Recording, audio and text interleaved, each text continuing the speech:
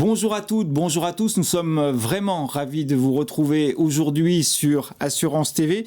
Nous allons parler d'innovation et nous avons le plaisir de recevoir aujourd'hui Xavier Pavie. Bonjour. Bonjour. Vous êtes philosophe, professeur à l'ESSEC et directeur de programme au Collège international de philosophie. Salut. Nous avons également l'honneur d'avoir Alexandre André. Bonjour. Bonjour. Vous êtes directeur général de la Fabrique d'Assurance. Absolument. Et nous allons parler d'innovation pendant ces quelques instants ensemble. Pour débuter, Alexandre André, un petit mot pour lancer cet échange. Alors allons-y. Effectivement, la Fabrique d'Assurance souhaite donner la parole à la société civile et donc un représentant légitime pour prendre de la hauteur de vue est avant tout de donner la parole à un philosophe qui plus est sur le sujet de l'année qui est l'innovation dans l'assurance et surtout ses enjeux. Donc, à cette occasion, je suis ravi de pouvoir échanger avec Xavier Pavie aujourd'hui. Xavier Pavie, il est impossible de citer toutes vos activités autour de l'innovation. D'ailleurs, je conseille à tous de regarder la page Wikipédia de Xavier. Pour démarrer cet échange, une question simple, mais cependant cruciale. C'est quoi l'innovation aujourd'hui ? Alors, vous avez raison de dire que c'est crucial, et ce n'est pas forcément aujourd'hui.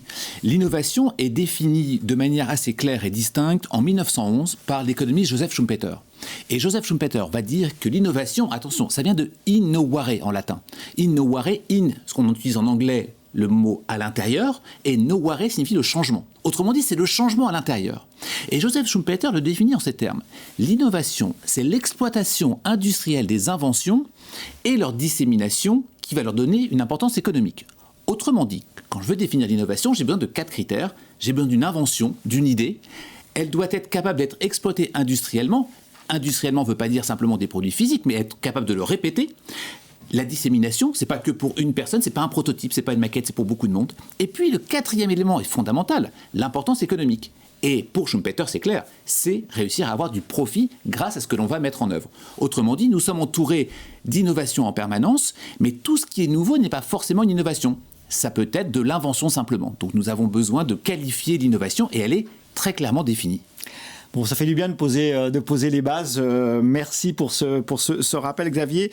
Un sujet cher aux assureurs, c'est l'innovation de service. Donc, on va en évoquer pendant quelques instants. Quelle est votre conviction sur ce sujet, Xavier ? Alors, l'innovation, d'ailleurs, il faut arrêter de penser que ça peut être un téléphone, un ordinateur, une télévision ou je ne sais quoi d'autre, ou un moteur électrique. 4 catégories pour innover. Le produit ou service, le process, la commercialisation et l'organisation. Autrement dit, l'innovation n'est pas simplement le dernier produit ou le dernier service à la mode. C'est aussi comment est-ce que je mets en œuvre les choses, comment je les commercialise et comment je vais m'organiser pour le faire. À ce titre-là, l'innovation dans les services, elle est partout. Comment est-ce que je vais vendre différemment ? Comment je vais mettre en place un nouveau process ? Comment je vais m'organiser différemment ? Donc on a toute cette dimension qui est importante que les services doivent s'accaparer et pas simplement penser le prochain service possible. Et puis il y a une autre chose sur laquelle je veux insister. L'innovation dans les services, c'est aussi 2 éléments fondamentaux qui est le rationnel et l'émotionnel. Le rationnel, les assurances connaissent ça très bien, c'est comment je vais assurer quelqu'un en fonction de quoi, en fonction ou bien de sa cotisation, de ce qu'il a contractualisé avec moi, pardon. Et puis, il y a une autre partie qui est la partie émotionnelle. Et là, c'est comment je vais prendre en charge émotionnellement la personne. Et bien souvent, les assureurs se réfugient derrière le rationnel. Je fais bien mon travail, regardez combien ça nous coûte, regardez ce que vous allez avoir, et puis c'est tout. La partie émotionnelle est fondamentale. Donc l'innovation dans les services, il y a un champ considérable. C'est vrai aussi dans le secteur de l'assurance, Alexandre André ? Absolument, et je reviens sur les propos de Xavier qui m'interpelle et je trouve très intéressant. Un grand merci en tout cas pour la hauteur de vue. C'est qu'aujourd'hui, l'émotionnel est souvent sous-estimé. On regarde dans le monde de l'assurance, je pense que le jour où l'assureur, après la perte de confiance qu'il y a pu y avoir au niveau institutionnel pour plein de raisons historiques et de crise sanitaire. Aujourd'hui, l'émotionnel passe par une notion qui est indispensable à mes yeux, c'est comment on peut accompagner et devenir l'assureur compagnon de route ou accompagnateur rassurant. Et c'est ça, à mon avis, la philosophie de demain. Et c'est ce vers quoi vous militez. En tout cas, vous l'avez évoqué avec vos mots. Et je trouve que les avis sont convergents et je vous en remercie. Alors certains acteurs du secteur de l'assurance s'engagent en termes de services justement vers une innovation que l'on appelle responsable. Comment peut-on, Xavier Pavie, définir cette innovation responsable en quelques mots? À quoi ça sert et peut-être jusqu'où ça doit aller? En fait, vous avez raison, vous mettez le point sur quelque chose, c'est jusqu'où l'innovation doit aller. Autrement dit, tout ce qu'on a autour de nous, là, tout de suite, c'est plein d'innovations. Que ce soit le micro, que ce soit le papier, que ce soit la table, on est entouré d'innovations. Quand j'ai défini l'innovation avec Schumpeter, on ne s'est pas posé des questions de responsabilité. Responsabilité, c'est le latin, pardonnez-moi, je reviens sur une étymologie, c'est rendre compte de ses actes. Respondere, en latin, c'est rendre compte de ses actes. Et rendre compte de ses actes, il est fondamental pour des questions politiques, pour des questions humaines, pour des questions environnementales. On a tous notre téléphone portable, il est produit en étant extrait des minerais particulièrement polluants pour aller les extraire. La façon avec laquelle il va être utilisé sur les serveurs, c'est extrêmement polluant. Et 80% de nos téléphones vont être jetés ensuite et vont se retrouver sur des plages, notamment au Ghana où ça arrive. Il y a de la responsabilité partout dans cet exemple-là. La question qui se pose, c'est pour les assureurs.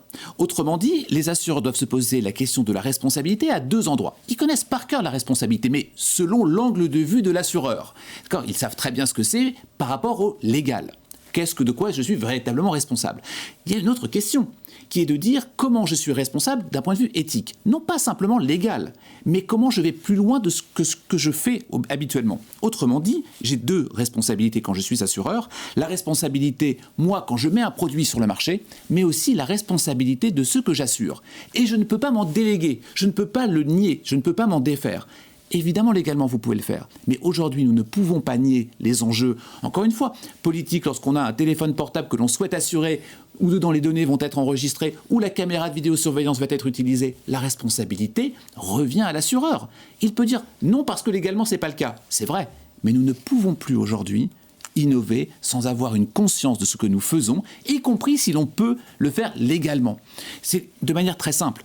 On a, vous savez, en anglais, on dit « do not harm », ne pas nuire. Et puis il y a le « do good », faire le bien. Quand on sait comment faire le bien, on ne peut pas se contenter de ne pas nuire.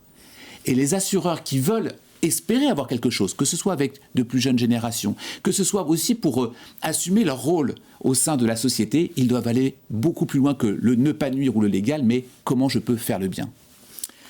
Alexandre André, pour terminer cet échange que nous avons initié, quelques informations à nous communiquer? Eh bien, écoutez, pour confirmer et en tout cas continuer dans la lignée de ce qui a été dit par Xavier, nous aurons la chance de finaliser un livre blanc d'ici quelques mois que nous rendrons public au cours au printemps, au moment du printemps prochain.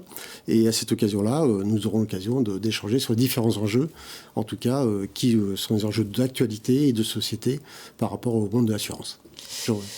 Xavier Pavie, merci de votre présence. Merci à vous. Alexandre André, merci beaucoup. À très bientôt sur Assurance TV.